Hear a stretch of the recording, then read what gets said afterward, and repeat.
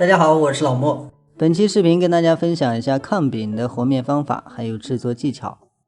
材料这里是高筋面粉200克，白糖15克，这样咱们吃的时候有回甜。干酵母准备2克就可以了，就按正常量来放，然后把这些材料先搅拌均匀。然后温水准备110克。因为现在这个天气呢越来越凉，所以呢用温水能保证它正常的发酵起来。水加完之后呢，咱们也可以稍微放上一点猪油，这个也没问题。然后就是揉面，大家需要注意的是，把干粉一定要彻底揉匀，水分也要揉匀，尽量不要出现窝水。面团揉好之后，直接封起来发酵。发酵的时间呢稍微长一点，让它彻底的发起来。发好之后，大家可以看到体积明显变大，而且摸着变得更软。里面的蜂窝状态呢非常的密集，会比咱们刚和好之后的状态要软许多。大家可以看一下，掰开之后里面的蜂窝呢非常丰富，像这样就 OK。接下来这一步呢，大家需要注意，咱们在揉面的时候尽量多放干粉，把这个面团呢揉的稍微偏硬一点。打干粉的量呢基本上在30克左右。加了这些面粉之后，咱们揉好的面团呢会稍微偏硬，这样咱们做好之后外皮会更加焦香。揉好之后，大家可以看，就像画面中这样，表面光光的，像这样就 OK。硬度呢要比开始稍微偏硬一点，然后简单的给它搓一搓，压扁。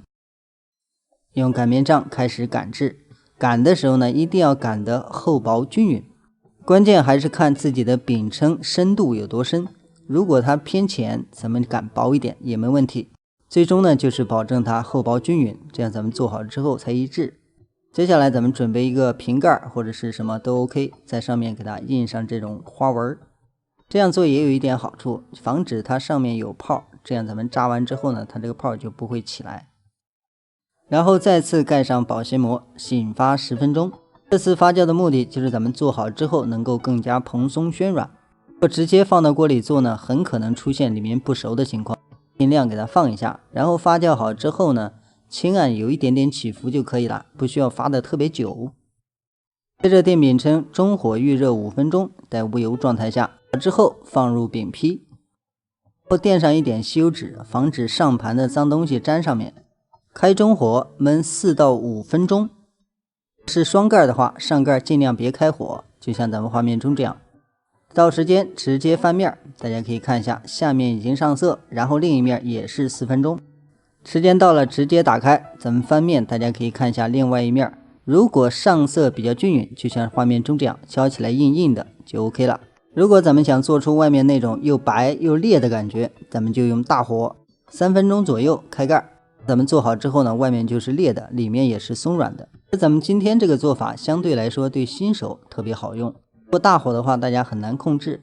咱们今天这个做法呢，最关键的要注意就是揉面的时候多加干粉，让发好的面团稍微变硬一点，咱们做好之后的焦香度就会更好。今天的视频就到这里，如果您喜欢呢，也别忘了帮忙点一个关注。咱们下期视频再见。